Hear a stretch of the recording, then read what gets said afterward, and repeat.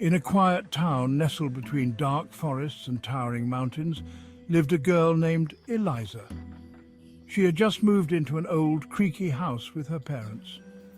The house had been abandoned for years, with thick ivy crawling over the windows and an eerie stillness that never seemed to leave. One stormy night, while her parents were out, Eliza decided to explore the house's attic. She had always been warned to stay away, but curiosity got the better of her. With a candle in hand, she ascended the narrow staircase, its wooden boards groaning under her weight. The attic was filled with dusty furniture, old trunks and forgotten relics from a different time. But what caught her attention was an ancient full-length mirror standing in the far corner.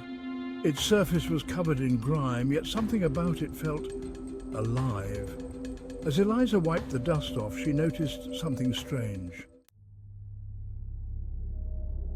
In the reflection, the room behind her looked the same, except for one unsettling difference. A shadowy figure stood at the foot of the stairs. Heart pounding, she spun around, but the figure wasn't there.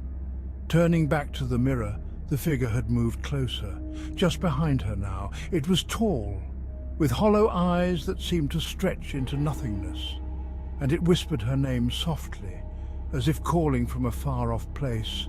Eliza. She froze, unable to scream, her breath shallow. The figure's whispering grew louder, almost pleading, yet its mouth never moved.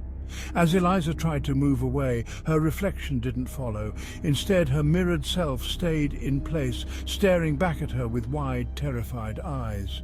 Suddenly, the reflection raised its hand and pointed toward the door behind her.